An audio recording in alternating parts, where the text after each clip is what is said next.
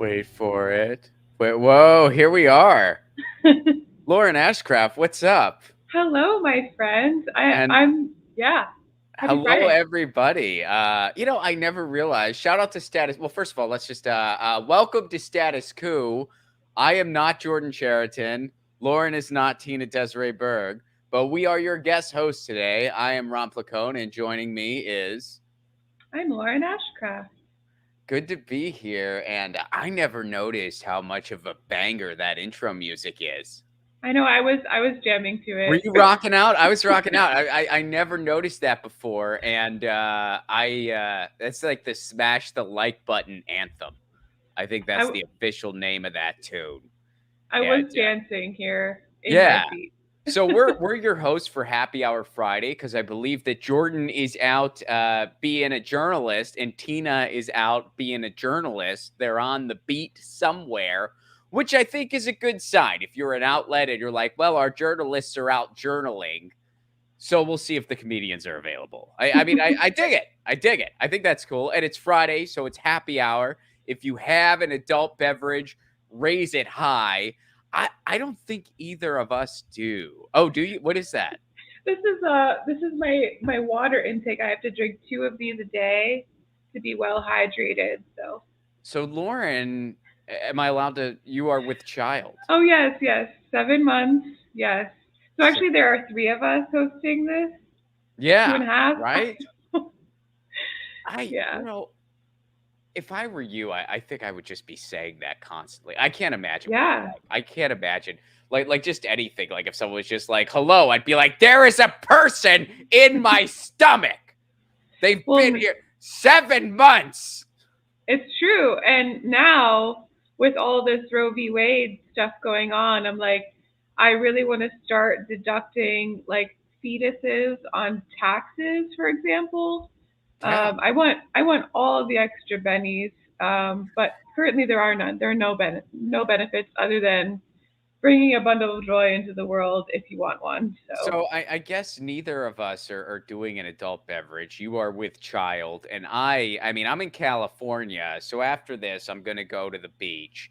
So I'm not at the moment of adult beveraging yet for the weekend. But for everybody listening and watching, if you want to sip on some whiskey, you might as well. I mean, the news isn't going to be pleasant by any means, but we're going to start. Colin. Oh, and shout out to Colin. So there's four of us actually. There's myself, Lauren, the person Lauren and her husband are making, and Colin on the ones and twos. So shout out to Colin. Colin, I guess let's start with the story about Emperor Joe Manchin, leader of the free world. Joe Manchin, the guy who, you know what happened? Here's the state of our politics, everybody. It is just the rest of the Democrats. They're just saints. They're just total saints. They're like the resistance. They're the Jedi Force. And then Joe Manchin and Christy Sinema, they join forces. They have these evil rings that they join forces. And then when they join forces, the Sith rises. And by Sith, I mean the parliamentarian who has the ultimate power. So let's see what Joe Manchin's up to now. I'm scared. Manchin says he won't support new climate spending because of tax hikes on the wealthy. Senator Joe Manchin informed Democratic leaders on Thursday he would not support an economic package that contains new spending on climate change. Because who needs that? Who needs that? Oh my Or gosh. includes new tax increases for pay to pay for the legislation. The major shift in negotiations confirmed by two people familiar with the matter who requested anonymity. Blah, blah, blah, blah, blah. All right, scroll down a little bit more. All right, here, I want to stop here. But Manchin did say he was open to reforming federal laws that might lower prescription drug costs for seniors, the two people said. Why did he do that? Because he lives in West Virginia. So he wants to hang this on his hat come election time. Hey, I helped lower drugs for you, and I didn't do any of that unnecessary climate spending or blah, blah, blah, but I helped lower your drug costs. I did that. That's what he wants to hang his hat on. So he's already going back on this compromise of a compromise of a compromise of a compromise of a compromise spending bill. And I just want to say this. I know that we live in a post-nuance world, but folks, it is possible for a couple things to be true at the same time. So one thing that is true, Joe Manchin is terrible. Of course he is. He's the worst. But another thing that is also true, he's just the newest round of excuse in the round of excuses that has been going on for about 40 frickin' years now. Since the Reagan times we've been living in, since both of our lifetimes. We've known nothing but Reagan our entire lives. And Yep. Manchin, there was an excuse when Obama was in power. There's been an excuse for 40 years when they didn't codify Roe v. Wade. Joe Manchin is just the latest round of excuses. And I know there are people out there who are still apologists for this cosplay of a political party. And I want to meet them though, because I was born in West Virginia. oh, were you? Yes, I've know that. never, my family, friends, I went to WVU. I've never met somebody who thinks Manchin is great. I would love to meet you if you exist. Who are you? Who are you? That's so interesting. So you've never met anyone that was like, he's our guy. No, not a single person. I mean, he comes from a legacy family. He's not the first Manchin to have power in the state. So I think, unfortunately, people see the name and they just kind of like vote for him. Which as a former grassroots candidate, it's really frustrating that just recognition of a name can go so far. But honestly, at some point, I don't know how you feel, Ron, about this, but I don't care if a Republican beats him at some point, because he isn't a Democrat. He isn't doing anything to help us. He's just, I mean, and here's the thing, because a lot of people, and again, Manchin is totally terrible. He is just a new excuse. Both those things are true at the same time. Because here's the deal, people who love to, apologize for the entire Democratic establishment, and they'll say things like, "We'll take a civics lesson. It's Joe Manchin," blah blah blah. Kate Willett, very funny comedian who Kate, right? Yeah. I only met her in person once, and it was like very brief. It was just we were on the same show, and I said hello, but I love her Twitter feed, and she is freaking hilarious. She had a tweet go viral not too long ago that was a brilliant tweet. I'm just going to paraphrase it, but go follow her on Twitter, Kate Willett. Very, very funny comedian. Is she in New York now? Well, it doesn't matter. Oh, she is in New York. Yes, okay, I wasn't sure if she was in here or in New York, but yeah, she's out in New York. Sometimes we hang out. Oh, cool. Okay, so you know her pretty well then. Yeah. Well, did you see that viral tweet she had where she goes, people tell you to take a civics lesson, and she goes, "I did. When your party wants to get something done and you don't have all the votes you need, you do something called whipping the votes. You whip your party into shape. There's a word for it. There's a phrase. There's a thing we call it. You're supposed to do that and then pass the policy you want to get passed. And if you can't do that, what is the point of you? What is the point of you?" I also love the threads of people found every single instance of every president that's overstepped, unfortunately, his power. There only is one gender that has been the president so far, but has overstepped his power to make things happen outside of the Supreme Court and Congress. It's a very long list. And we do have the power to change quite a lot without Manchin. We don't need him. I think he really loves having the power of being like the sole decider with cinema of every single thing that happens in this country. For some reason, he like gets his jollies off of it. But we don't need to give him that power. It doesn't. I don't know why we're doing that. Well, I mean, there's just so many things they could do. And even all the things they could do with Roe v. Wade, they didn't entertain any of them. They wouldn't even utter expanding the Supreme Court. They wouldn't even utter and it's so, I mean, they're the Washington Generals. They're not trying to win the basketball game.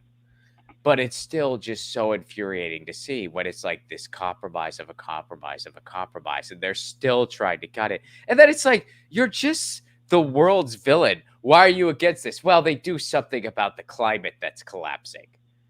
Heaven forbid we do as there's droughts all around the freaking world right now. There's climate catastrophe there's heat waves. It's happening. It's at our frickin' doorstep. It's about to be fire season where I live and flood season where you live. And, It, you know, yeah. it's just like, It also goes back to the fact that our representatives personally profit from the decisions that they're making, and there's absolutely no protection for us, that they're not sitting in there trying to make themselves richer. Joe Manchin's an exact representation of that. He's profiting from every step we take to not go in the greener direction. He profits from coal. big time, big time. And he's wrecked West Virginia because of it. I mean, Yeah. Paula Jean Swearengin talks about that all the time. Yep. And it's like, it's so nuts because, I mean, this is a total comic book. Like, he literally sits on his yacht and tells poor people what they can't have. It's That's not an unreal. exaggeration. He's literally doing that. Yeah. It's not a metaphor. He's on his yacht telling poor people what they can't have. And then Yeah. but he still keeps getting reelected. He I still keeps getting know. reelected. I And you know, know. I met there was this couple from West Virginia who came out to one of my shows a few years back in Richmond, Virginia. And it was about a 4-hour drive for them. And they came out and they were just kind of talking about the area. They were talking about, you know, how things are there. And what they said to me was they'd be like, you'd be surprised kind of how lefty a lot of us are. Like, a lot of us are like really into the environment. We like to grow food, and we're, you know, we're a lot more you know, like socially progressive than people realize. This was them saying this to me.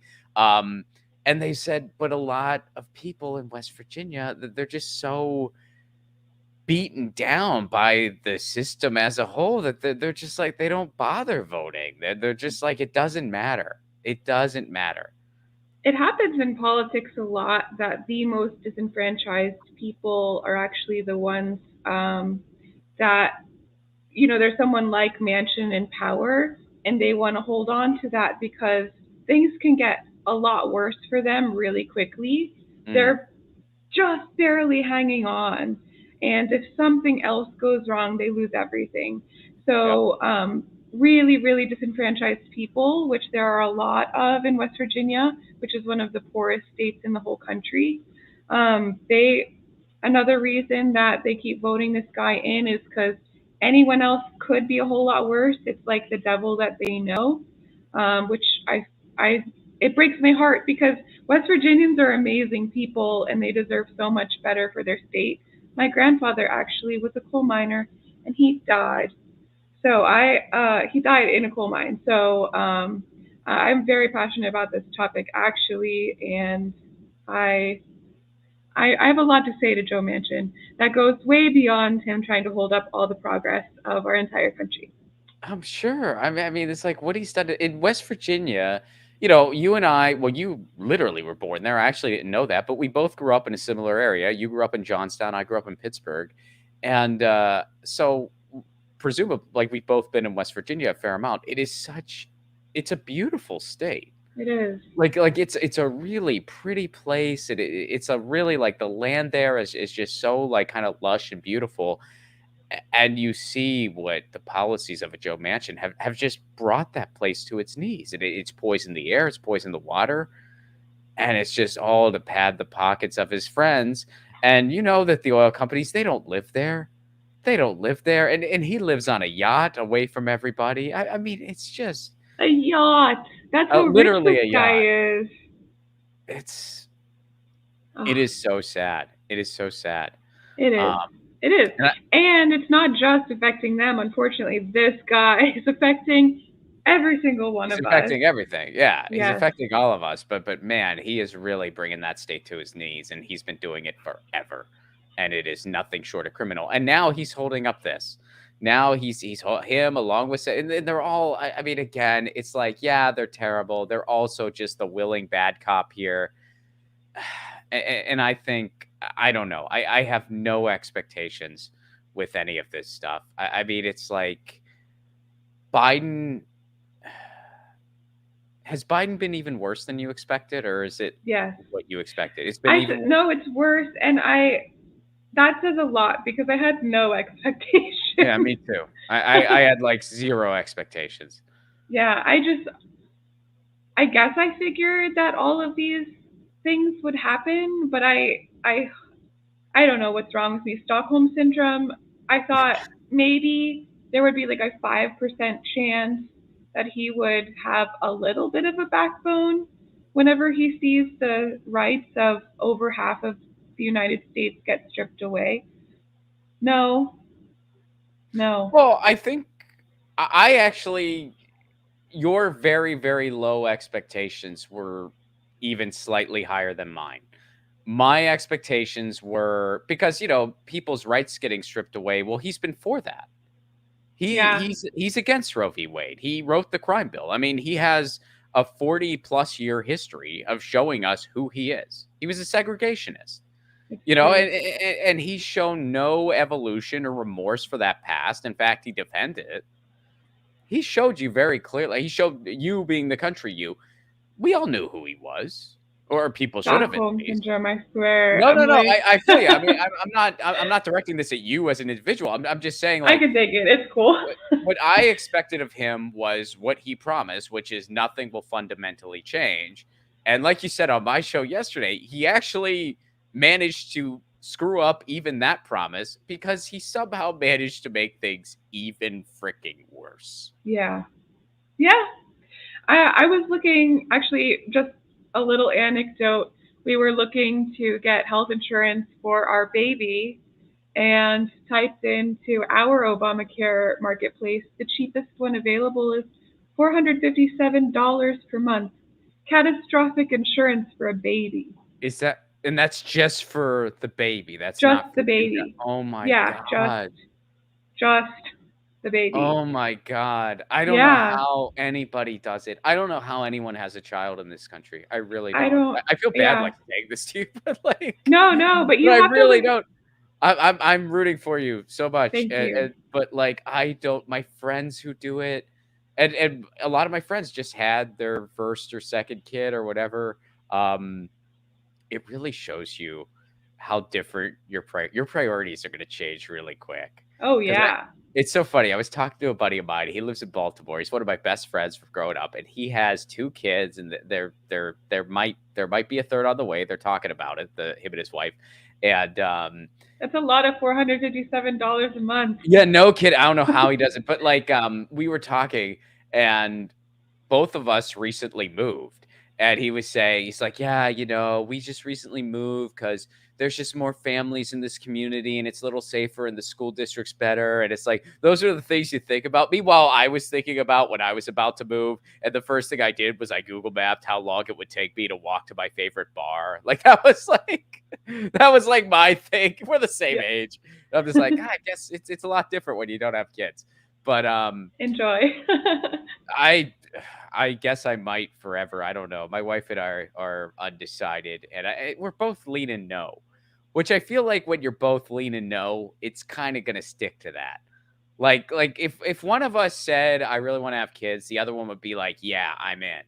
But if neither of us do, I think it's gonna be like, yeah, it is kind of nice to go get around whenever we want to, or it is really nice to just say, hey, we're going out for whatever tonight, or it is really nice to be like, I'm gonna go on tour at this time. You know what I mean? Like, Yeah, I feel we haven't worked out the comedy thing. So, yeah. I feel like, not to, but just being straight up, when that baby is born, there are certain things that you're gonna have to do that your husband can't.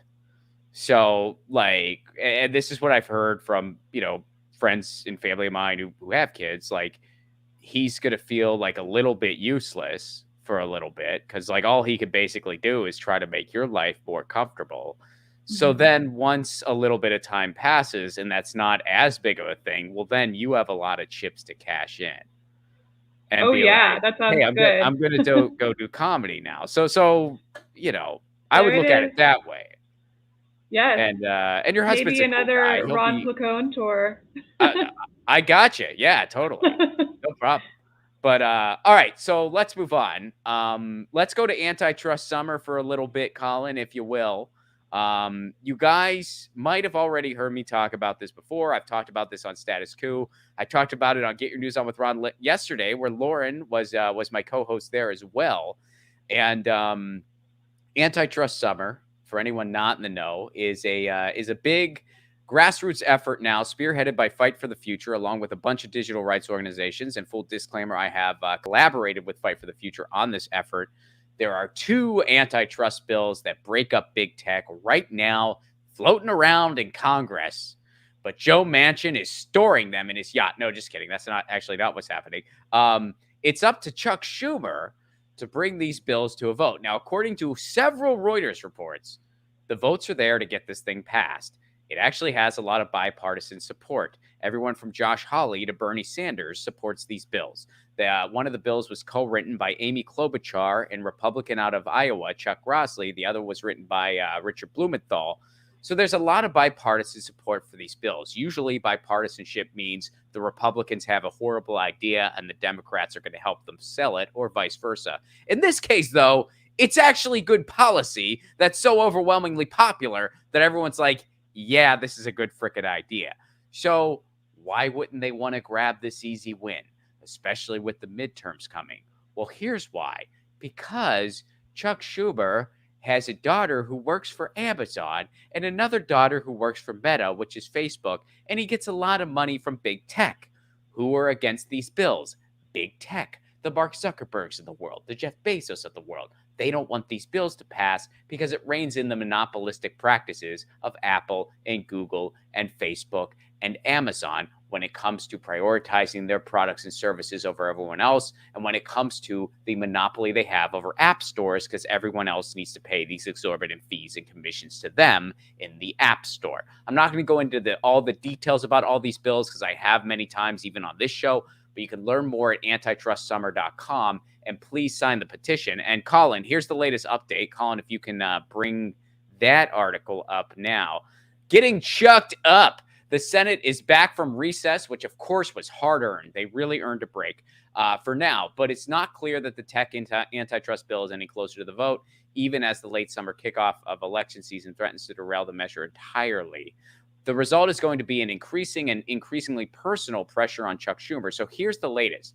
Fight for the Future, who again I said is spearheading this effort, they sent a letter to Schumer's office today, or this was a little while ago, not today, but that's in the article, urging him to disclose tech donors to a powerful Schumer-allied outside dark money group. Say that 5 times fast. The letter says quick transparency would help mitigate an ongoing appearance of conflict of interest and help reassure a public that is questioning your hesitation in cracking down on big tech despite broad bipartisan public support for doing so.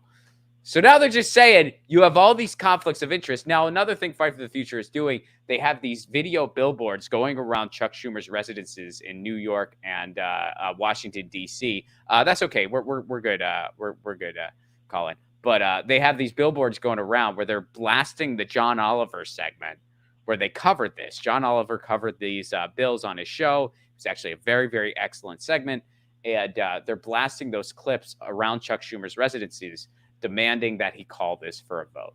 And he still hasn't. He promised he was going to do it the week of June 20th. Didn't happen. He said via one of his spokespeople to the New York Post, said that Chuck Schumer himself supports these bills. And I know with everything going on in the world, you're thinking, Ron, look at everything, so many things. This is super important, though, because this is about the future of the internet. And what kind of internet do we want? Do we want a democratizing superhighway of information, which is what the internet's supposed to be and what made it great in the first place? Or do we want a continued monopolistic capitalist hellscape, which is what the internet is turning into? Which one do you want? Because you're going to get the latter without some decent antitrust legislation. And you might be thinking, Ron, do you have any confidence in antitrust legislation in the United States? You were just talking about what a scam the whole thing is. Well, here's the deal. The last time we had really good antitrust legislation was when they broke up AT&T. AT&T used to have a monopoly on our phone lines. And if you're a millennial or older, you remember those days. I mean, Laura, do you remember the days when a long distance phone call, like your family had a stopwatch and they were like, 5 minutes, get off. because it was astronomically expensive. Do you remember that? I do. Yes, I do. And also the overages.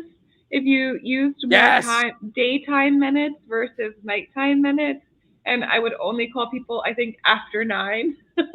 Yep. Yep. Yep. Yep. Yeah, So AT&T had terrible. a yeah, AT&T had a monopoly on all that. So we didn't realize, and people liked AT&T, by the way, because they didn't realize we could do better. So they were like, "Oh yeah, they're great." They had a monopoly and they were crushing competition. So what happened? Well, some antitrust legislation broke them up. This happened under Reagan, by the way. So antitrust legislation can happen even when leaders are terrible if the public demands it loud enough. So this antitrust legislation went through, broke up AT&T. All of a sudden, long distance calling way more affordable. It also led to inventions like the answering machine. Remember that? That was kind of neat. Then it led to another invention called the modem, which is part of the reason we have the World Wide Web as we know it today. So, without antitrust legislation, you're being held back from the potential that society has. What is going to come after YouTube? I don't know. I hope it's a hell of a lot better than YouTube, but I don't know exactly what's going to come next. I don't know what's going to come after Amazon. But you know what? We're not going to find out without antitrust legislation breaking these monopolies up. It's holding the internet back, it's holding society back, and you can help out right now by going to antitrustsummer.com, signing the petition. It takes about 20 seconds. Please, because here's the deal. If we're loud enough, look, this is how politics works in an oligarchy. You don't get good policy unless you force your elected officials to do it. I don't care who you like or don't like, or if you don't like anybody, no matter who they are, unless they're forced to do something, they don't do it. And the only Yep. time they're going to do something is if they're scared they're going to lose their job. So guess what? Big tech has their ear. Big tech has Chuck Schumer's ear and everybody else, Republican, Democrat, whatever. And they're saying, hey, don't pass these bills. And that's who has their ear the most. But if we, the public, are loud enough, they're going to go, hey, I want to keep my job come November. And these policies are actually very overwhelmingly possible, even amidst us. We want to pass it. We just don't want our gravy train to dry up. So we got to pass this. Sorry, the public gets a win here. That's how it works. That's why you But got to Ron, fight for won't good you think policy. of those poor millionaire Congress people? Think of them for once in your life. I really Go to don't think about it. antitrustsummer.com. There you go. Yeah, I don't think about them enough. Sometimes I'm way too hard on them. They just need a hug. They have a hard life. Just try to understand. Just try to understand where they're coming from. They need their yachts and peace and their vacations and their summers off. They get so much freaking it is so obnoxious, especially since our work culture here in the United States is one of the worst in the world. Like we work, it's ridiculous. And if you have my family in Italy is so confused by us. Like they are just like they just go now with me. They're a little different because they're like, oh, our cousin Ron, he's like a creative, so he's just sort of like whatever. But like people with regular day jobs, they're just like, why do you guys work so? What are you doing? What do you mean you don't get vacation time? Like they're just confused. Like they're just and as I've gotten older, like I'll talk to them, they'll be like, why do you guys live like this? And I'll be like, I don't know. I don't know. It's the way things have been. Don't worry about it. You have now you are part Japanese? Japanese, yes, Yeah. they're also very. My family in Japan is also very confused by us. Really? Well, They'll because isn't message me. Oh really? yeah. Okay. Well, they have the intense work culture, maybe even They more do. intense than us, but they can't understand deductibles or Right. the like Mhm. the fact that we have to buy health insurance. They don't understand that kind of thing.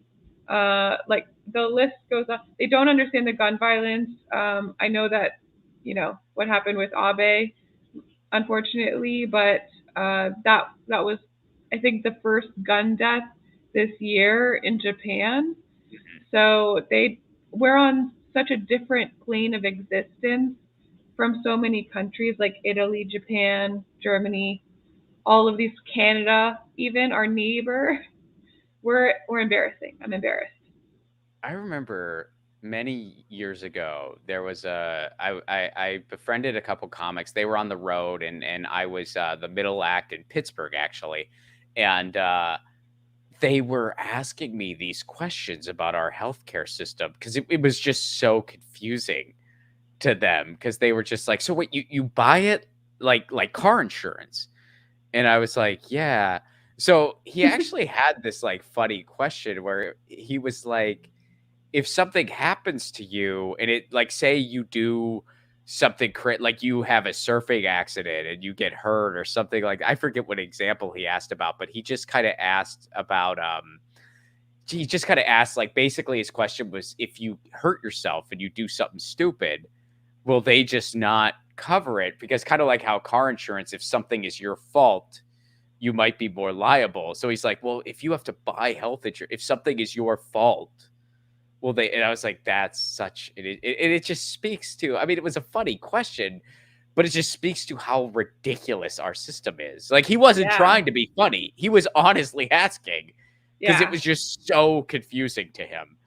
And Yeah. it's yeah. I mean, remember when it was a big deal? This is like the one thing that we've moved forward in the past, and I'm sure it's on the chopping block, but pre-existing conditions. Remember when it was a Yeah. big deal that you could still get health insurance even though you have been sick through no fault of your own, say having cancer?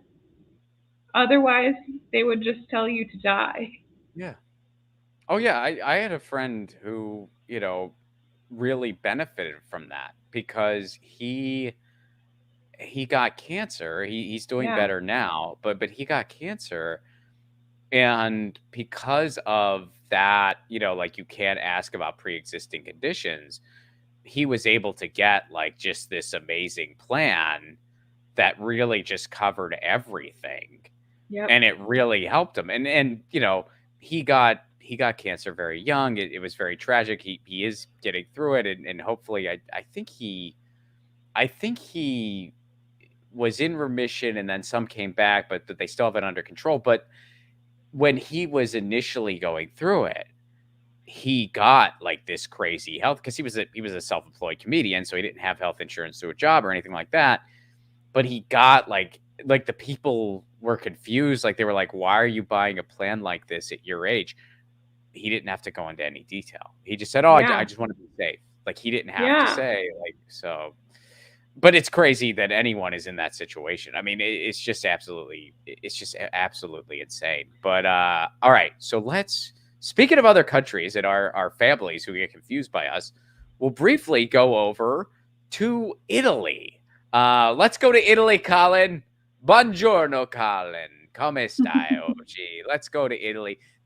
All right, so we're not going to spend a ton of time on this because I'm not an expert in Italian politics. And Lauren, I'm guessing you aren't either. I don't think either of us are, right? But No, but I really love. I keep thinking of the scene in Inglorious Bastards where Brad Pitt oh, says "Bon porno." I know a little Italian. And then he like knows like two words. Yep, yep. That's my expertise in Italian. So let's do this. I do speak a little bit of it, but Oh, and good. I know a little bit because like I have family over there, so like I will ask them questions about things, and I will like I'm kind of a geek about that stuff, and I do also entertain the idea that well maybe someday I would kind of relocate over there, like maybe when I'm older or maybe sooner, who knows. And so I do try to learn a little bit about their politics, but I don't know enough about all the ins and outs here. But we're going to look at it more through a thematic lens. So their prime minister is going to resign. Italian Prime Minister Mario Draghi, which occasionally they call him Super Mario. I just found that occasionally they do refer to this guy as Super Mario. Offers resignation after coalition falls apart. So here's what's going on here. Go ahead and scroll down there.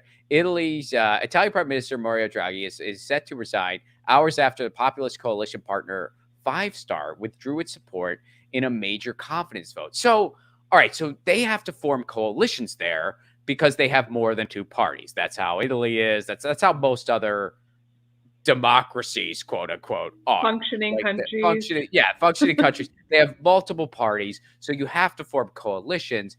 And by the way, that's why they're not as shitty as the United States is. I'm not saying Italy doesn't have its problems and their right-wing parties are absolutely terrible, but they're not as bad as what we have. You know why? Because even though the socialists and the communists, even though they don't have a lot of power, they have some. They have a couple seats. So the other more centrist or center left and even right wing parties have to kind of extend an olive branch to them a little bit to get things through. It's a more representative system. Is it perfect? Of course not. Does corruption exist? Absolutely. Is it a million times better than the United States? Yes, I'm sorry. It just is. I know I've gotten criticisms in the past and I'll get them in the future, and some of it's deserved. People say, Ron, you go too soft on the EU. I bet that's true. It's human nature. Grass is always greener, right? We're all guilty of that. I'm sure I'm guilty of it too. But I will be damned if I won't say it is better than the system we have in the United States. Is it perfect? No. Is it better? Yes, it is better. I'm sorry. I'm down. Amanda Knox was even tweeting, "Should I go back to Italy?" Right? And here's what's interesting. I don't know a ton about the five-star movement. So I'm certainly not gonna, say anything like, oh, it's great, oh, it's not great. I don't know enough about it. Occasionally, I do get emails from some listeners in Italy because like I mentioned, I have family over there and blah blah blah. So and I will ask them questions, and that's basically like my lens, right? But the five-star movement is a little interesting because it's fairly newer. It was started by a comedian named Beppe Grillo. I don't know much about the guy, but he's older. I think he's in his 70s, and he's a comedian and social critic who, through his blog, started this political party that kind of got some attention, and then they've been doing okay. Now they've had some losses too recently, but they're one of the parties who you kind of have to get in the coalition, and they're kind of like one of these anti-establishment, we're trying to just be something totally new political parties. And it's kind of weird because you look at their platform and you see some things that are very much things that I like they're really environmentalists. It's like, okay, that's great. They're really into municipal broadband. Okay, that's great. They're staunchly anti-immigrant. It's like, whoa, where did that come from? You I feel lost like that. me. Yeah, like I was like, I feel like that doesn't match those. Okay, so it's and then, but then not all the people are. Boo. So it's like it's hard to kind of, and again, I'm not fluent in Italian politics, so I'm not in any way saying this is good or bad. I don't know much about it. It's just peculiar in the world right now. You see, the prime minister is resigning because he doesn't have enough coalition support. So in Italy, a prime minister is resigning. In England, a prime minister is resigning. In the United States, the senile corporatist who nobody likes is seeking re-election, and his opponent is going to be a neo-fascist. That's Oh what we're yeah. doing here. It's like, at least in other countries, they're at least good at keeping up the facade, at the very least. Where it's just like, hey, this is going to shit. Someone's gotta be caught holding the bag. So prime ministers, you're done. And they're What a stepping down. dream. What a What a dream. Like, dream. Biden, please follow their lead.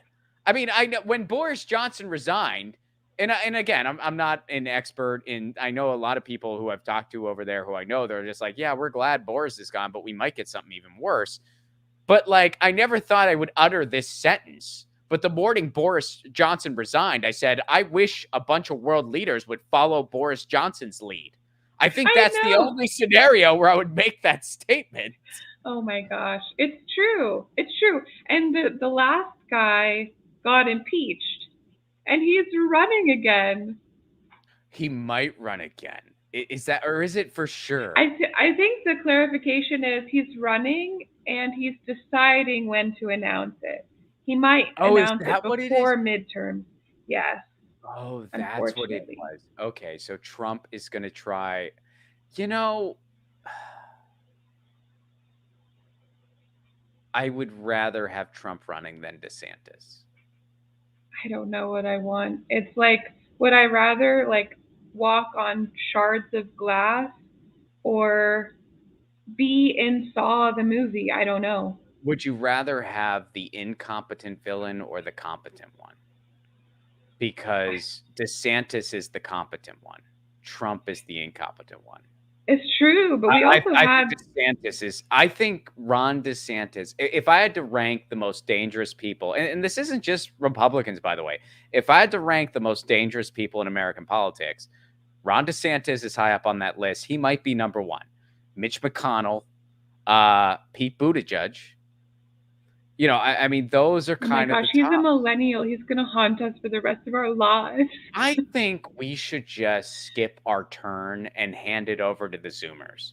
Yes. I think Okay. I mean Fine. it's like you look around and you're just like, wow, who's going to bat for us? Joe Kennedy, Pete Buttigieg. You know what, Zoomers, we're skipping our turn. This is I'm this is down. our this is our way of leading. We're handing it off to you guys because you guys are awesome. You guys are kicking ass and taking names.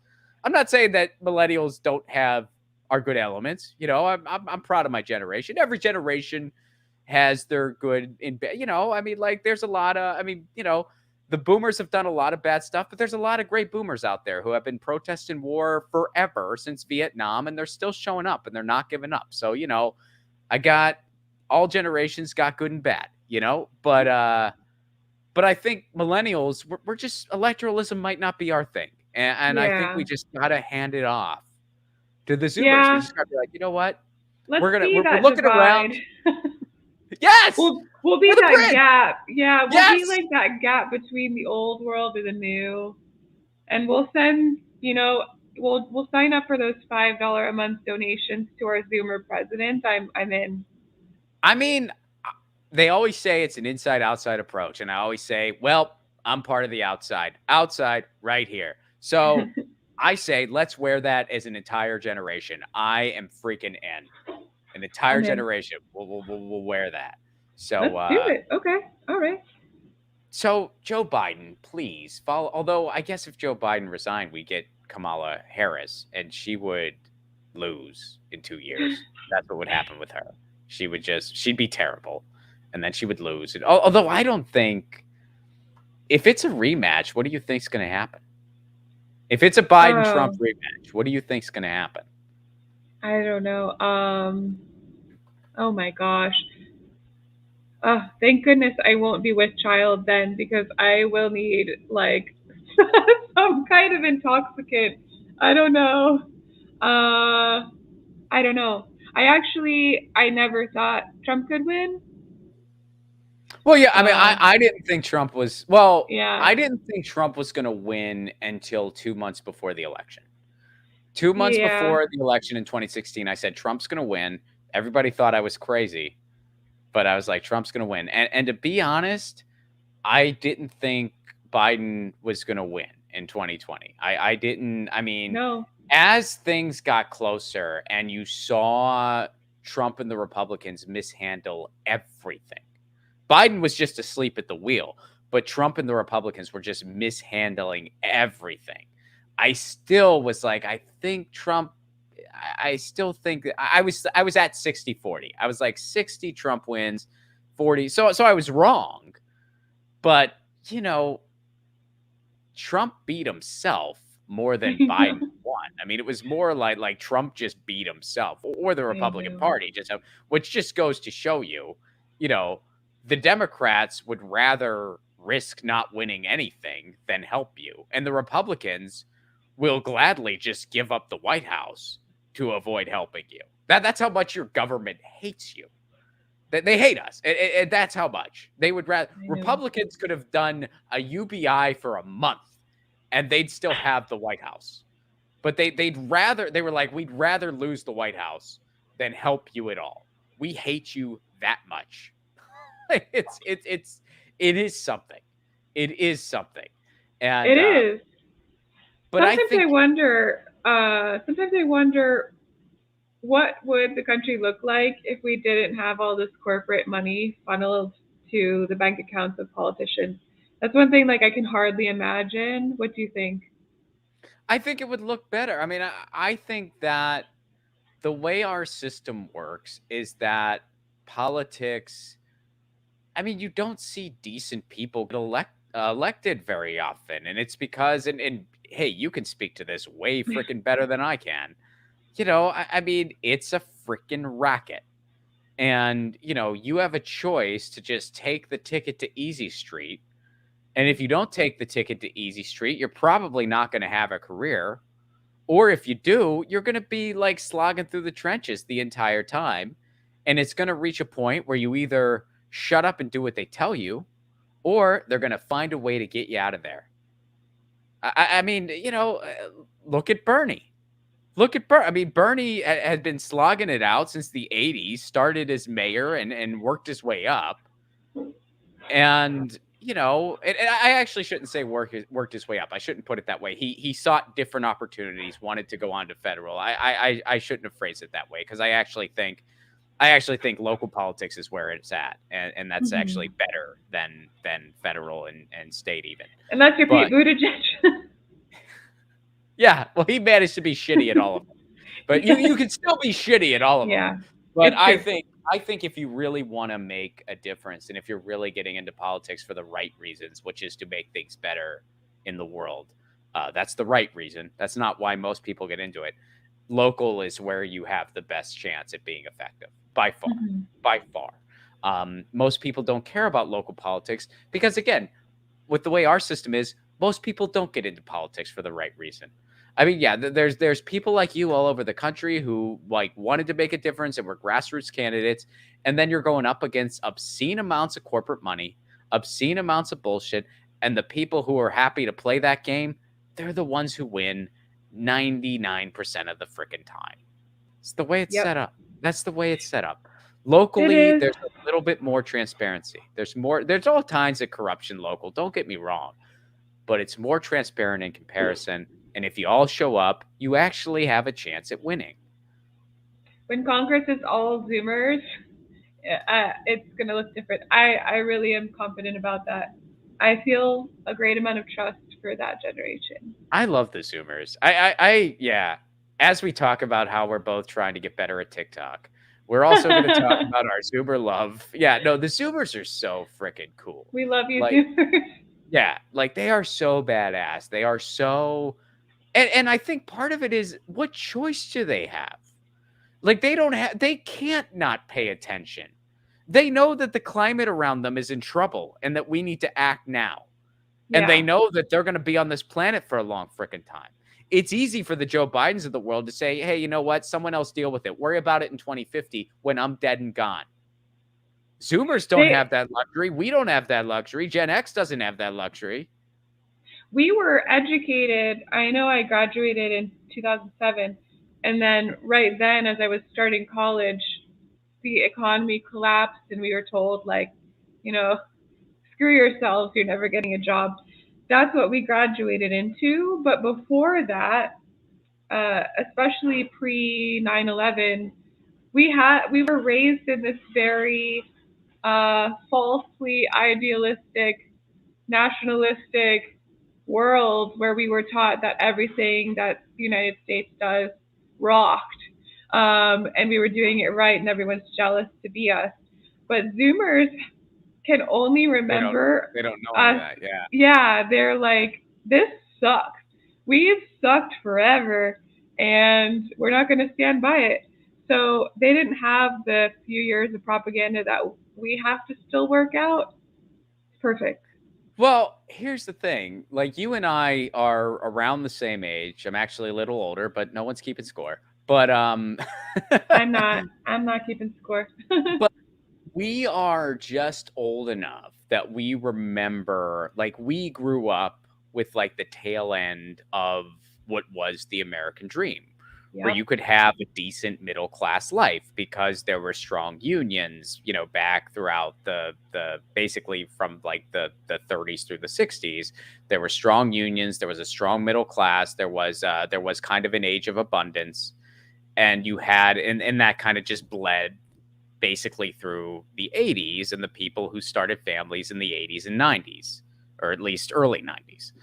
And so we are just old enough to experience the tail end of that. And then as we grew up, we realized that the world that our parents were able to inherit wasn't available to us. It didn't exist. It was a myth now. And it wasn't, but for Zoomers, well, it never existed for them. It never ever existed at all. I mean, Joe, who helps me with my editing over at Get Your News On with Ron. I mean, when he graduated college, I asked him, I'm just like, oh, what do you think you're going to do? And he just said, I'm hoping I get something. And that's the world most of them are in. Oh, yeah. They're just hoping to get something. And when you and I finished college, yes, the job market was shit. But there was at least like still something, like there were like entry level jobs were still a thing.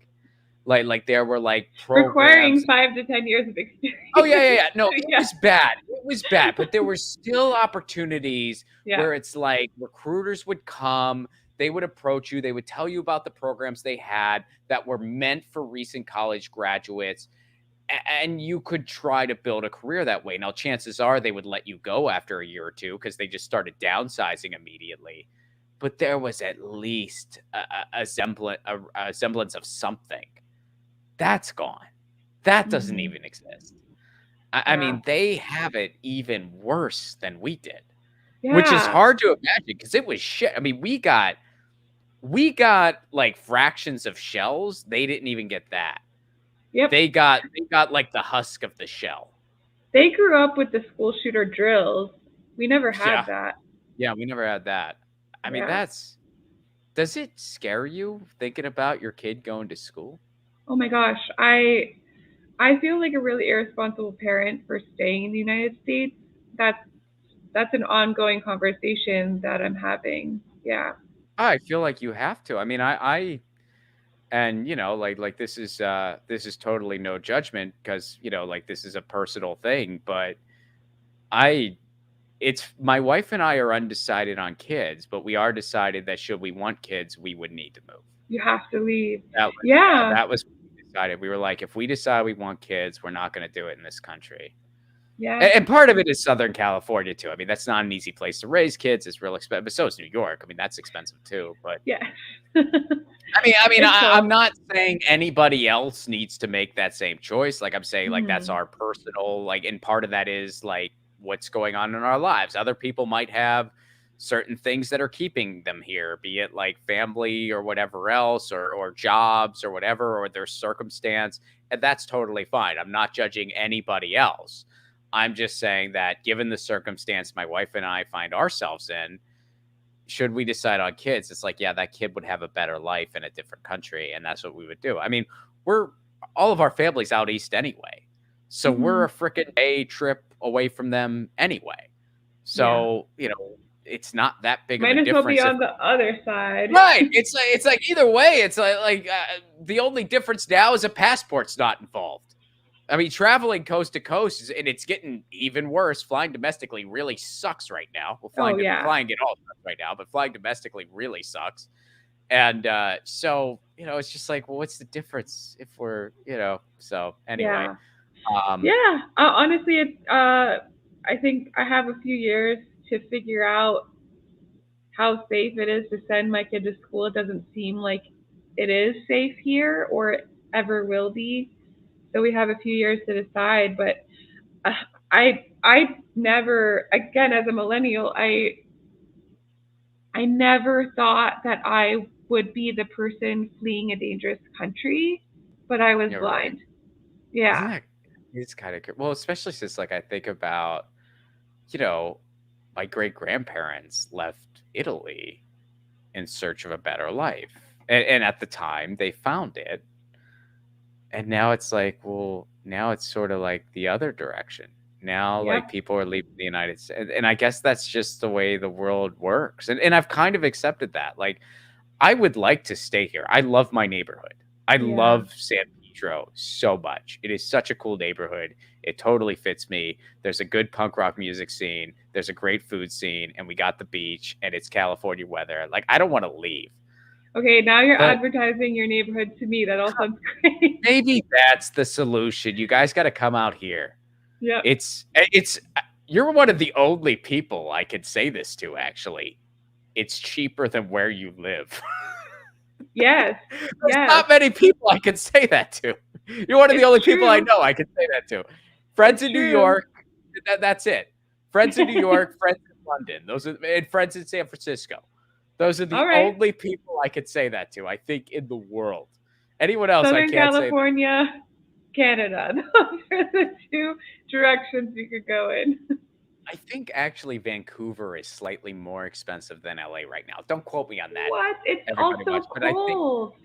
Vancouver's beautiful though. Have you ever been to Vancouver? No, I've been to Toronto and I need to make it to the other side of Canada BC is to way different. decide I if I love them live there. both. I love them both, but BC is way different. I mean, basically, like, I mean, it's sort of like the United States. I mean, Ontario's East Coast and BC is West Coast. Hmm. So it's sort of a similar thing weather-wise, although it's much further north. So there is that. But it's like they don't get BC is more of like a moderate, like lushy rainforest type deal. Nice. It never gets crazy warm, but it never gets crazy cold, typically. That sounds great because here in New York, it's crazy warm and cold, sometimes in the same day. Yeah, you Why? guys get that humidity. My parents were complaining about the humidity, and I'm just like, yeah, I don't know. Come visit me here. All right, All let's right. get to our last story of the day. By the way, for anyone just joining us, welcome to Status Coup. I am Ron Placone. Joining me is Lauren Ashcraft. We are the guest hosts because the regular hosts are out doing journalism. That's what they're doing. They're covering beats. They're being journalists, which is a good thing. Welcome to Happy Hour Friday. It's a little bit casual, where we're casually discussing the collapse of America. And so our last story here, we're pointing out how in Italy and in England, prime ministers are resigning, where here in the United States, the person nobody likes is going to seek re-election anyway. There's actually a group now formally pushing to change that. Colin, can you bring up the Bernie Sanders affiliate? Well, they're not directly affiliated with Bernie Sanders. They just like him. Pro Bernie Sanders group launches campaign urging Biden not to run for re-election. This is all we can Yeah. do here, folks. A progressive grassroots organization that supported Bernie Sanders in 2016 to 2020 announced on Monday it will launch a campaign to oppose President Biden's re-election in 2024. Roots Action wrote in a press release that Biden has been neither bold nor inspiring. That's putting it gently. Since taking office early last year, and because his prospects for winning re-election appear to be bleak, it will launch the hashtag Don't Run Joe campaign on November 9th, one day after the midterm elections. We got to try everything we can. We got to try everything we freaking can here to try to get something. I mean, in I'm fact, down. you said my favorite assessment about Joe Biden that I've heard so far. Oh my gosh. I'm honored. I forget what it is.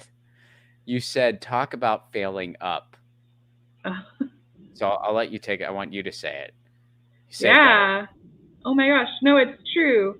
Because when you think about it, nobody's liked his whole career. It's just Joe. It's Uncle Joe. Uncle Joe should have never been in charge of anything other than like hosting a grill out back. But people kept giving him more and more power, and now he's the leader of the United States of America.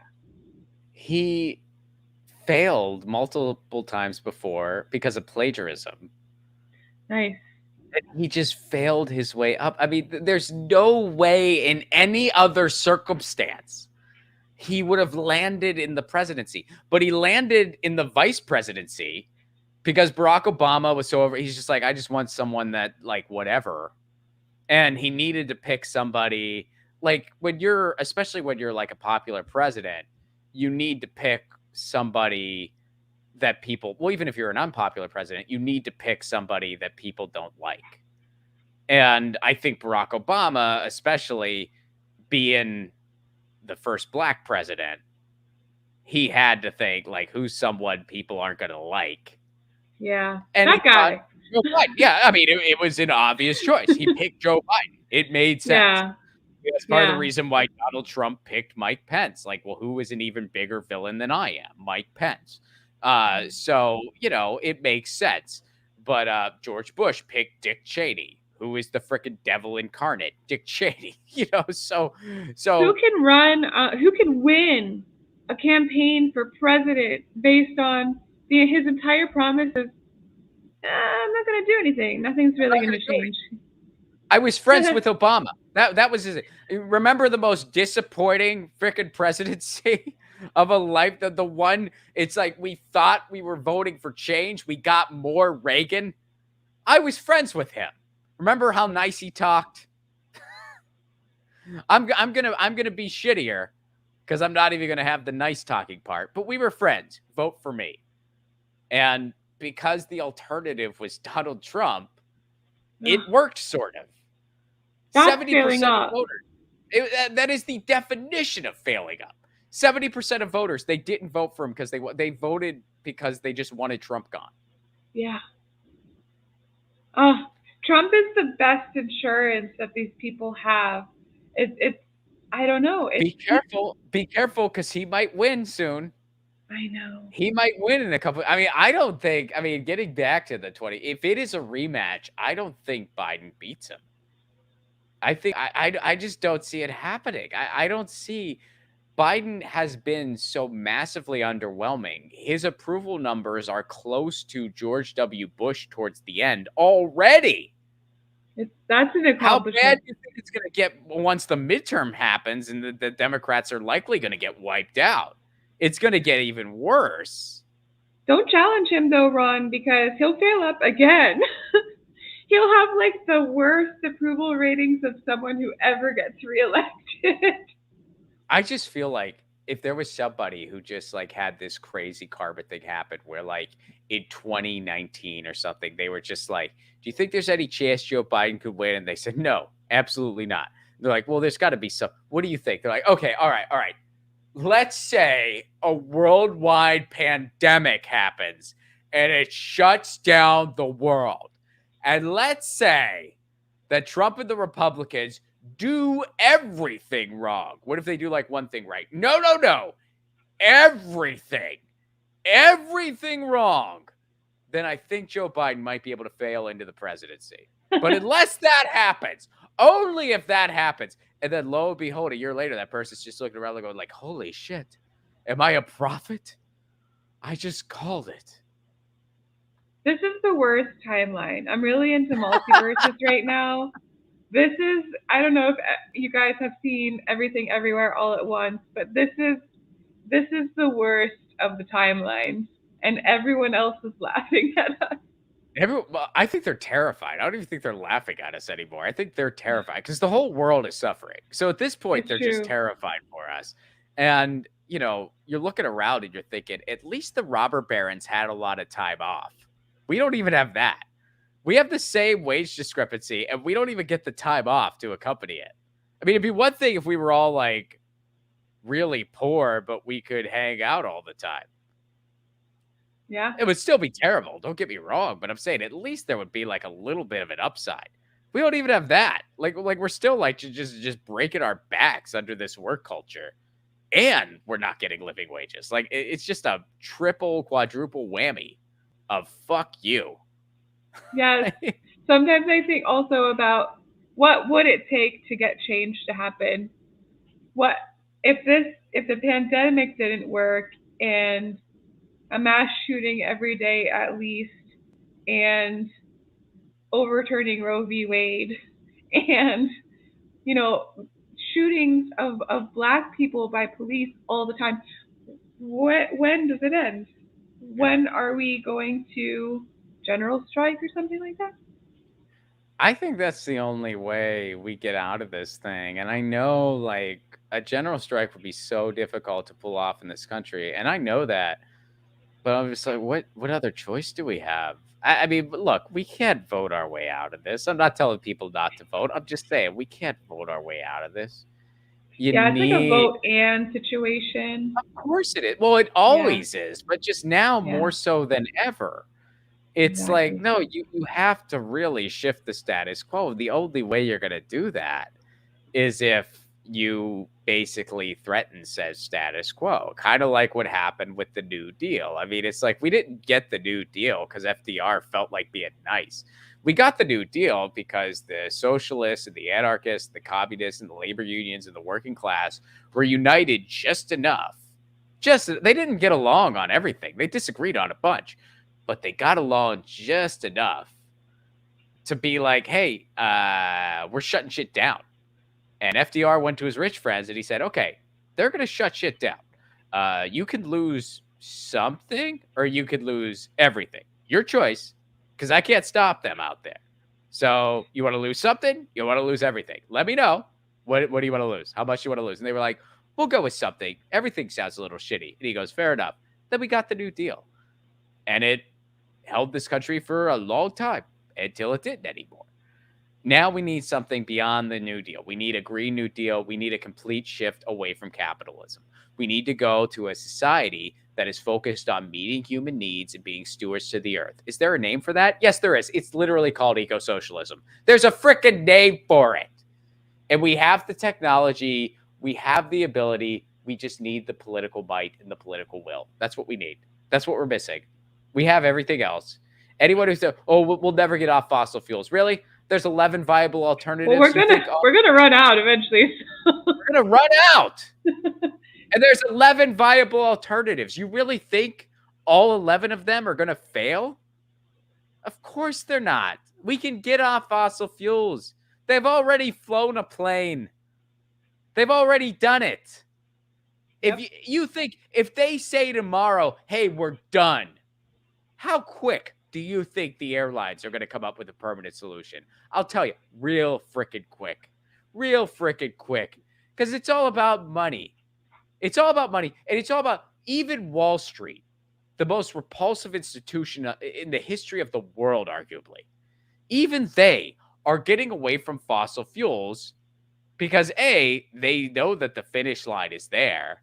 And B, as repulsive as they are, they still want to live on this freaking planet. But they're not dropping it in the short term. Why? Well, because they're all just holding their cards and like, well, we don't want to lose the short-term gains. Well, we don't want to lose the short-term gains either. Well, we don't want to lose this. So what do you have to do? You have to take away those short-term gains. You'd be like, why they're so worried about failing, because we would just bail them out. No shit, right? Yeah. I think it's just a giant measuring contest. Take some risks, man. Get out of the fossil fuels industry. Let's do this.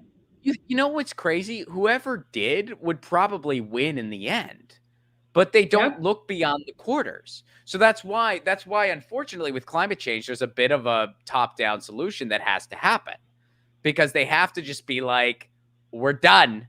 Here's the finish line. Then all of a sudden, these financial institutions, which let's be real, that's who really runs this place, they're going to be scrambling to be the first to the solution instead of scrambling to not let go of their short-term gains. So, I mean, it would change so freaking fast. And people who make it out like that's like unattainable, like it's not. It's quite attainable. It's exactly the way things are. But we need a little bit of leadership to just push it there. And that's what we don't have. That's what we don't have. And it doesn't look like that's going to change anytime real soon. And that's the most frustrating thing. But you know what's not frustrating, folks? Happy hour. So raise your whiskey glass to be like, well, at least we're still fighting another day. And let's go to the super chat. First of all, let's plug a few things real quick. I would like to mention, Lauren, let everyone know where to follow you, first of all. Oh my gosh. I saw that somebody was asking if I like Everything Everywhere All at Once. The answer is yes. You can see my full opinion. Yeah, you have to see it. But you also should follow me at Lauren Comedy on TikTok because I give my full opinion there, along with being my creative self, my whole self. And on TikTok, on Twitter, I'm at Lauren Ashcraft. There I'm mostly angry. So choose which version of me you want. You can follow me at either of those locations. Cool. I got some tour dates coming up, folks. If you are in the Pacific Northwest, I will be touring there along with Graham Elwood. July 28th, Portland, Oregon. July 29th, Seattle, Washington. July 30th, Vancouver, British Columbia. You can check out BC, Lauren. Yeah, totally. But July 28th. Bring my child. Bring your child. But yeah, July 28th through 30th. You can get tickets at romplacone.com, Portland, Seattle, Vancouver. And you can follow me at Romplacone on Twitter, Instagram, TikTok. I'm just Romplacone on all the socials. I'm most active on Twitter, so follow me there. Super chats. We got Venetia David. What's up? Good to see you. Hope all is well in the UK. Thank you very much for the Status Coup super chat contribution. Big Dumb Animal, what is up? Don't like giving money to YouTube, but got to show love to Ron. Oh, thank you so much, Big Dumb Animal. And you also say, and hopefully we get to see Lauren on the coup more often as well. Absolutely. Aww. Lauren's awesome. It's been an honor for us to be your guest host today. Right? Was it an honor for you? I shouldn't have spoken for both. Yeah, for sure. It's my first time on this show. I would be honored to come back. Wonderful. So thank you for that, Big Dumb Animal. We really appreciate it. Humorous, what's up? Nothing can be fixed until everyone understands that money and religion are false dichotomies created by man to enslave mankind. You know, thank you for that super chat contribution, Humorous. And I'm just going to shout this out. If you haven't, do yourself a favor, read the book Debt by David Graeber. Rest in power. We lost him recently. Read the book Debt by David Graeber. It's not a light read, and it is a long read. Take your time. It took me a while to get through it. It is worth it, and you will come out, and you will have an entirely different attitude towards money, and you will think, "What the hell?" in a good way. So read that book. Have you ever read that book? No, but now I will. Read Debt by David Graeber. That's what this comment reminded me of. Tony Dallas, what's up? Hi, guys. Do you know of any orgs that are working on ballot initiatives for ranked choice voting and or electoral fusion? I've been looking for a while. I know that different states have ranked choice voting initiatives. I know there's an organization in Massachusetts in particular that's pushing for that. I don't know where you live. But Tony, I would say as a whole, the Green Party. The Green Party is the first institution that I can think of that is really pushing for ranked choice voting everywhere in the country, which is very smart because that is immensely helpful for third parties. They are a third party. I think we need more than ranked choice voting. We also need to get money out of politics. We really need to change the way the system works. But ranked choice voting sure as hell is going to help. You know, Common Cause is another one that Common Cause. That's an organization that helps push ranked choice voting in New York. Nice. And you guys have it for local stuff, right? You have ranked choice voting? We do. We still ended up with Eric Adams as mayor, but we have it. Yeah. I was hoping here in LA we would learn from your guys' mistakes, and we kind of didn't. I mean, we're still... We have two not great candidates. One is way worse than the other. I mean, Caruso is infinitely worse than Karen Bass, but Karen Bass is not the mayor we need. She's way too... I mean, she had another pro-cop tweet today, actually. So we kind of shit the bed, too. I do think that she would be better than your guys' person. I do think she would be better than Eric Adams. Low standards. It's low standards. I mean, Rick Caruso is he's basically Trump. I mean, he's a billionaire who wants to make LA even more of a playground for his developer friends. So he would be even worse than what we have now. We have Eric Garcetti, who is arguably the worst mayor in the country. We have him now. And I think Caruso would be even worse than him. Karen Bass would be a lousy mayor. Would she be better than those two? Yeah. Would she be lousy? Probably. I'd love it if I'm surprised, but I have very low expectations. I supported Gina Viola. She was the lefty on the ticket. She did pretty good considering what she was up against, but did not make the runoff, unfortunately. Hopefully she runs again. I hope she does. But getting back to ranked choice voting, up in Maine, Lisa Savage ran, and she was run. I think it was Senate, but her contest was ranked choice voting, and Lisa ran as an independent Green. She actually had to be an independent because of some ballot issues, but she's a Green, and she did not win.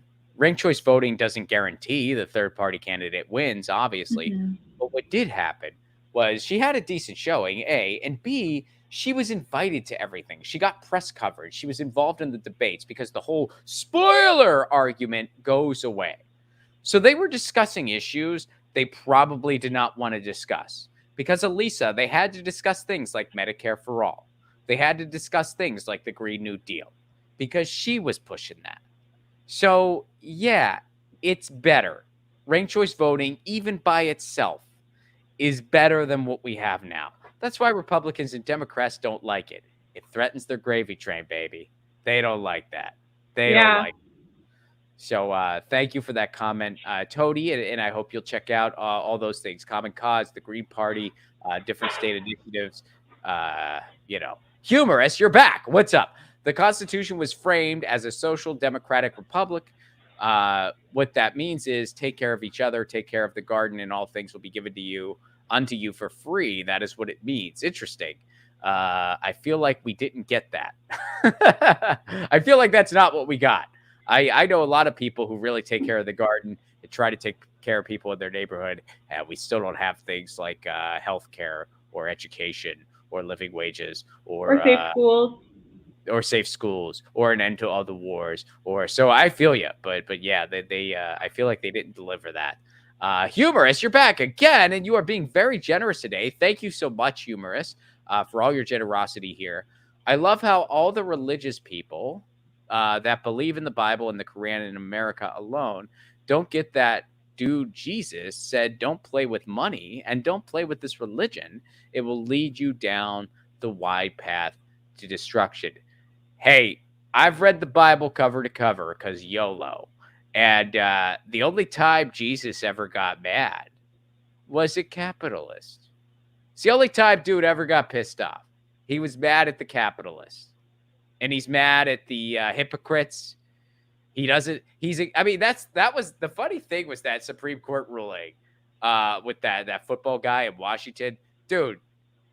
Jesus was literally against public prayer.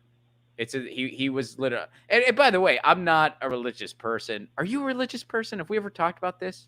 Oh, I do. I actually, I am a member of a church, but it's like the pray private kind of, super diverse, accepting, loving. Yeah. Is it Unitarian or something like that? Yeah, basically, Okay. it's collegiate. It's the collegiate church, but they're pretty much the universalist. So people of all religions go there, of all backgrounds. Super LGBTQIA friendly. Our gospel choir is like Broadway singers. It's amazing. Oh, that's so cool. Yeah, It's really some cool. of those churches are kind of interesting because some of the people in them.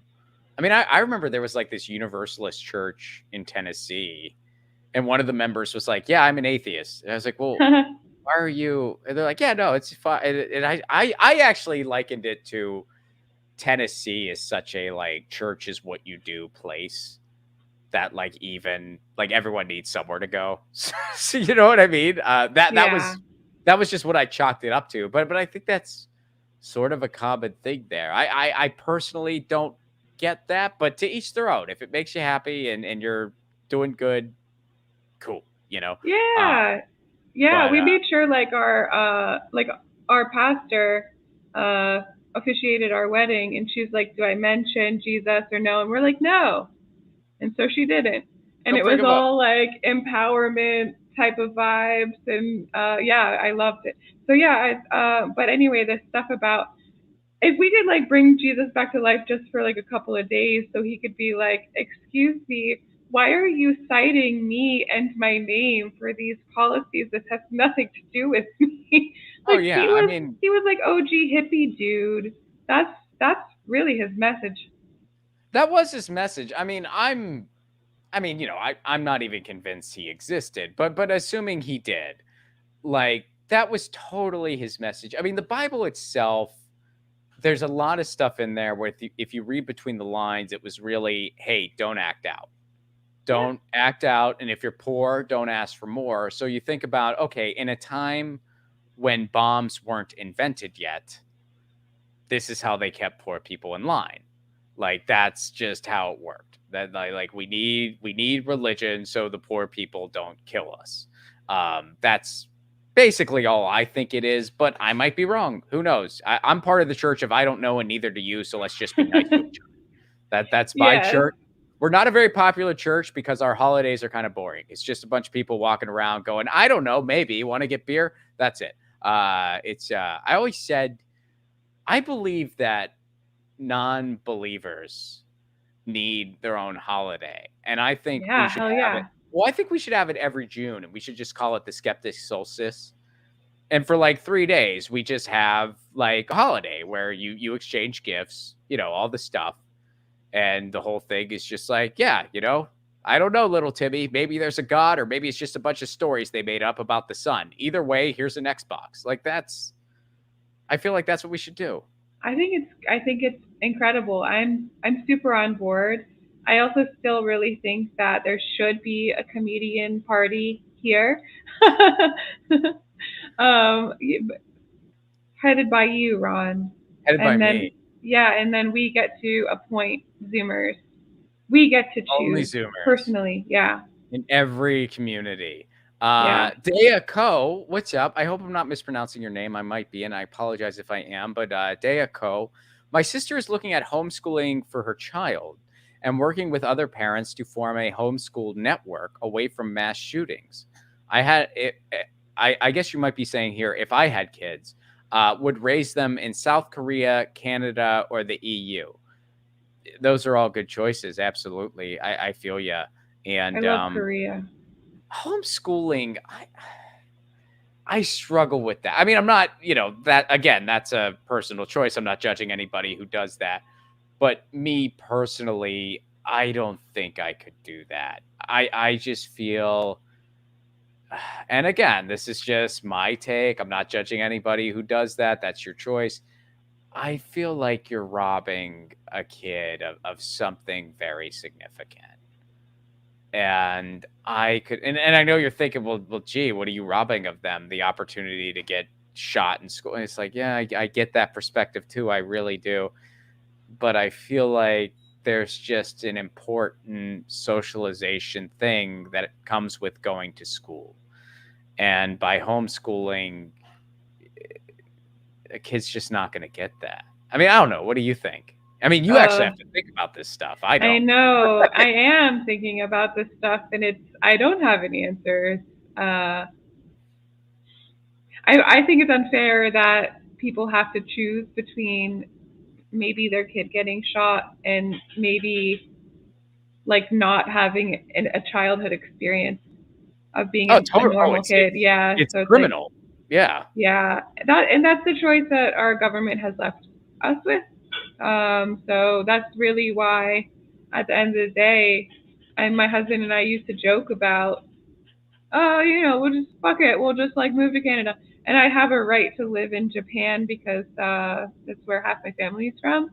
Hmm. Um, I really got to learn the Could language, you and become there's a a dual yeah. citizen? It would take a lot of time. Okay. Especially I need to learn their three alphabets. Wow. It's a lot. It's a lot for me. But I would be illiterate in that country, which would be really hard to really become part of, unfortunately. But I mean, whether it's that or we have mass shootings every day here and have to worry about going to the grocery store. I mean, that's my choice, or Canada, or LA, San Pedro. So, I mean, I think about it every day, and I don't have answers yet, unfortunately. That's such a funny list. That's such a Yeah, funny. I mean, because it's like the first two totally track, and then you're like, or San Pedro. yeah. But hey, I mean, I'll be the most biased person in that conversation because I'll be like, yeah, there's no neighborhood in this country I'd rather be in, which is the truth. I've A lived punky around. beach, punky I beach. mean, I'm in. yeah, I mean, I've been fairly nomadic my entire adult life. I mean, I lived in Tennessee for a few years. I lived in Seattle for a little while. I lived back in Pittsburgh where I grew up. I was there for a couple years of my adult life. I went to college in Indiana. Go Hoosiers. And so, like, I've lived around in this country, and there's no neighborhood I'd rather be in. And I've lived in some cool neighborhoods. I lived in the Fremont neighborhood in Seattle. That's an amazing neighborhood. I loved my neighborhood in Nashville. I loved my neighborhood in Pittsburgh. But yeah, there's nowhere else I think I'd want to live domestically. I feel like if I ever leave San Pedro, a passport will be necessary. You know, like. Yeah. But we got Humorous. You are so generous today. Thank you so much. Humorous, the collapse of America is directly related to the fact that people have allowed propaganda and lies to divide us. We are no longer a union of people. I think that's true. Yeah, I think that's part of it. Absolutely. I think part of it is we really do just have a ruling class here. We have a system that does not see us as members of a society. It sees us as something to exploit. So, well, how can we exploit you? Well, we can make a profit center out of your health. We can make a profit center out of our prisons. We can make a profit center out of you wanting to get an education. And if none of that works, we'll send you to war. That's what the United States is. So, yeah, you need propaganda to keep that going. You really do. If people really took a step back and thought, like, what is this society? They wouldn't tolerate it for a second. Yeah. So thank you for that. Big Baby Zubas, what's up, buddy? I hope all is well in Michigan. And I hope to see you. I'm hoping to hit Detroit next year. We'll see. But Detroit is on my short list for next year. I got to do the UK next year because I've been wanting to tour the UK. And I need to reschedule my Iceland dates because I was supposed to play Iceland, but I got sick. I got COVID. So I had to cancel my Reykjavik shows. So I'm hoping to do those next year along with the UK. But then domestically, Midwest is my goal. So I'm hoping to see you in Detroit. You say, be safe, old friend. Thanks for the theme song. You are very, very welcome. And if anyone's curious what Big Baby Zubas is referring to, on my Patreon, which you can join for a give what you can level, one of the perks is I'll make you a theme song. So if you're thinking, I wouldn't mind getting my own theme song, patreon.com/Ron Placone. You can join for as low as $1 a month, and that goes a long way. So thank you for that shout out, Big Baby Zubas. And Colin, did we get them all? Did we cover all the super chats? Are we good? Yep. What's up, Colin? Colin on the ones and twos, folks. Colin on the ones and twos. Thank you, Colin, for your work today. Very much appreciated. Does Jordan? I've been a guest on the show before, but I don't recall. Does Jordan bring you up for a thank you? No. Well, thank you. You remember this. I'll tell Jordan about this. Unless you hate it. Unless you're just like, no, Ron, because when I started this gig, I told Jordan, never bring me up for a thank you at the end of the show. So thanks for really fucking up my one request. This was my only request that was abided by until today, when someone gave you the driving keys. You'll be hearing from my lawyer. It's okay. But Colin, seriously, thank you so much for producing today's shows, for being on the ones and twos, and you actually play the intro music yourself, don't you? Like on guitar, you're shredding like Eddie from Stranger Things, right? Oh yeah, I'll know what that means when I catch up on Stranger Things. But yeah. You'll love it. Don't worry, it doesn't spoil anything. Don't worry, it is a fun season. I feel weird calling it a TV show. It is a series of movies. If you're not caught up yet, you have multiple movies to watch. When it's over an hour and a half, it's not a TV show. It's a movie, folks. Don't get me started on this.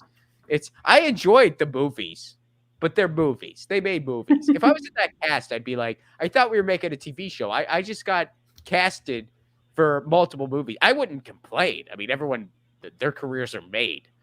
But unless you get paid per episode, and then you're like, well, wait a minute. I'm doing 2 episodes here, such. Yeah, no shit, man. I mean, it's just, yeah. I mean, are you caught up on it, Lauren? Stranger Things? We're not going to spoil anything. Don't worry, anyone at home. We're not going to. I enjoyed it. I'll just say that much. But the last episode was like 2.5 hours, wasn't it? Yes. That's a movie. That is a movie. It was. We dedicated a whole evening to watching it, and I will say, the first and most recent seasons were my favorite. Yeah, I agree. Actually, I'm thinking about that. Yeah, I think the first. I knew you would. Yeah. I knew you would, Ron. Good choice. Good choice. If you had to go first or most recent, what would you go? You know what? The most recent, probably the most recent.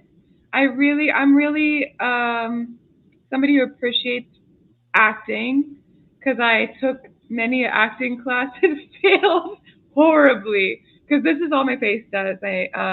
I look happy even when I'm sad, unfortunately. So I really respect the vast range of emotions that these kids have been able to pull off. They did a great job. Very cool They did. cast.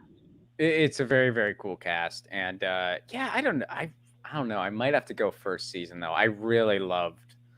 I mean, the first season they just really captured that like the 80s nostalgia and the kind of Yeah. eeriness of like shows and movies from then. They just nailed it. And it just felt like just you felt like it was Halloween when you were watching that show. And it was just such a cool True. vibe. And I feel like they really captured that. I have liked all of the seasons. The last one being, well, not other than the most recent, the third one I thought was the weakest. I didn't like it as much. Hmm. This most recent one I did enjoy. I got to go first is best though, if I had to choose.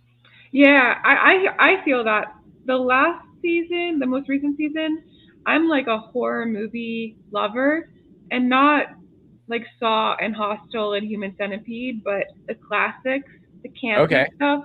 And since we already agree that each episode was like a movie. To me, each episode was like an 80s horror movie. So I feel I you. really love that vibe. No, I feel you. By the way, I think we actually do have one more super chat here. Humorous, you've been so generous today, Humorous. Thank you so much. You hit it right on the head, Ron. We just got to go one step further, take money out of the equation everywhere, watch what happens. I would freaking love that. I mean, Yeah. when you read Debt, it really talks about. I mean, you got to read the book because it explains it way better than I can. But basically, money just came about because soldiers were just pillaging, like they were just getting, like they were doing war, and the rulers wanted to compensate them, so they started giving them coin, and then they put a tax on the farmers and said, "Hey, you have to give us coin." So the soldiers would pillage and destroy. They would get paid coin, and they'd be like, "What the fuck is this?" And they'd be like, "You need this coin because the farmers are going to need it. So you're going to be able to buy stuff from the farmers, get your food, because they need this coin to pay us, or we burn down their farm." That's why money happened. Money happened for war, and now money goes to war. And welcome to humankind. Huh? Yeah. We're Friday, failing. happy hour, status We're coup. failing. Huh? All right. Guys, thank you so much. Thank you. Let me try to make sure I get everyone here. Big Dumb Animal, Venetia David, Humorous, Tony Dallas, Dea Co, Big Baby Zubas. Thank you all so much for your generosity. Again, you can check me out at romplacone.com, at romplacone on all the socials, and Portland, Seattle, Vancouver. Myself and Graham Elwood will be touring at you later this month. Check that out. Lauren, plug all your stuff one more time before we sign out here. TikTok, I'm at Lauren Comedy. On Twitter, I am at Vote Ashcraft. But don't vote for me anymore because I'm not running for anything. I'm just here trying to vent and make you laugh at the same time. Thank you. And thanks for co-hosting with me today. This was Oh my very, very gosh. fun. I'm honored that you thought of me. Thank you, my friend. This was a blast. And thank you to Jordan and Tina for having us fill in for them.